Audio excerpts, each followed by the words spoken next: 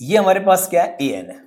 A N हमारे पास है बेटा -150 और हमारे पास एपी क्या दे रखी है, एपी 11, 8, 5, 2। ए की वैल्यू क्या है, 11 है। डी कितना है, 8 - 11 -3 होता है। क्या ये भी समझाना पड़ेगा भैया, -3 कैसे हो गए? इसको समझाने की जरूरत नहीं है। 8 में से -11 गया, कितना बचेगा, -3। या 5 में से 8 जाएगा -3, 2 में से 5 जाएगा -3। चलिए, ए एन की वैल्यू क्या होती है, a plus n minus 1 into D. याद रखिएगा n की वैल्यू अगर इंटीजर में आती है तब तो ये इसका टर्म होगा, अदरवाइज नहीं होगा, याद रखिएगा। ठीक है, तो चलो सॉल्व कर लेते हैं। ए एन की वैल्यू कितनी है, -150। ए कितना है, 11। एन एन एन एन नहीं पता, निकालना है। डी -3। चलिए, -150 चल रहा है, इक्वल में 11 भी है, इसकी मल्टीप्लाई करो, -3n माइनस प्लस का 3। यहां तक ठीक है। 3 + 11 कितना होता है, 14 -3n -150। माइनस का 150 ये है और माइनस का कितना है, 14 इधर है, इक्वल में -3n चल रहा है। ठीक है, यहां तक कोई दिक्कत नहीं है। इन दोनों को हमने प्लस किया, कितने हो गए, 4, 6 और 1। ये भी माइनस का हो गया, इक्वल में इधर क्या चल रहा है, -3n। इस माइनस से ये माइनस हमने कट कर दिया, कोई दिक्कत, कोई दिक्कत नहीं। हमने वैल्यू निकाली n की, n इक्वल होता है 164/3। क्या ये इंटीजर है, क्या ये इंटीजर है, नेचुरल नंबर है, होल नंबर है, कुछ भी नहीं है। नहीं है तो इसका मतलब 150, because n is not integer. जब इंटीजर नहीं है then 150 is not its term, इसका टर्म नहीं होगा, याद रखिएगा, कोई डाउट होना नहीं चाहिए। इस क्वेश्चन में पूछा था आपसे कि जो 150 है बेटा, ये 150 इस एपी का टर्म है या नहीं है। इसका मतलब जब n की वैल्यू अगर इंटीजर होती तब हम कह सकते थे कि ये जो टर्म है इसका एक, ये 150 इसका एक टर्म होगा।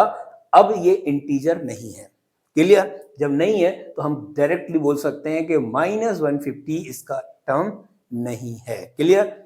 आई थिंक इस पर अब डाउट नहीं रहना चाहिए। क्वेश्चन नंबर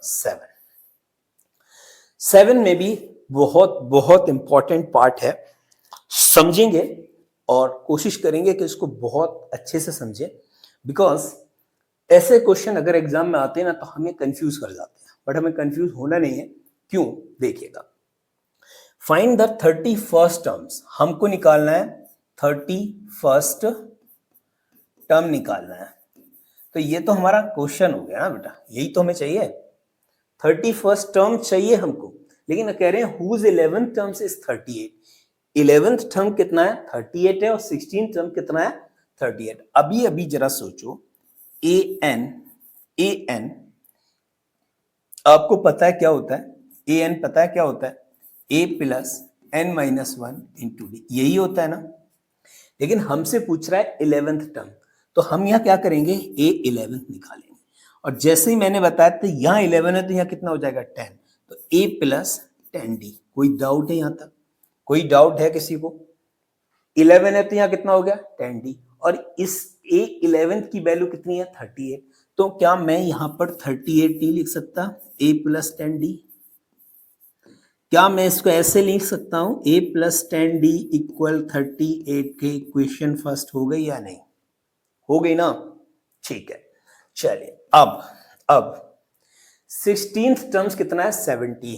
तो मैंने लिखा a 16th इक्वल हो जाएगा a प्लस 15d के। जब यहाँ 16 है तो यहाँ 15d होगा, ये बात भी ध्यान रखनी है।